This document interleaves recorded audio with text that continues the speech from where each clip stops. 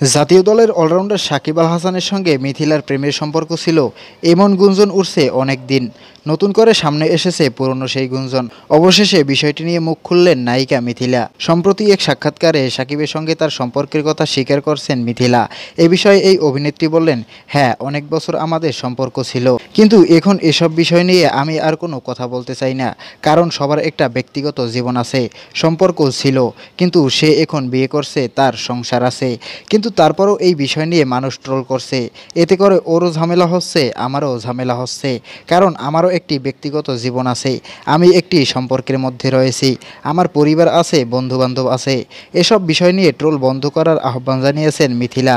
তিনি আরও বলেন, প্রত্যেকটি মানুষের জীবনে অতীত থাকে, সবাই কারো না কারো সঙ্গে রিলেশনে থাকে।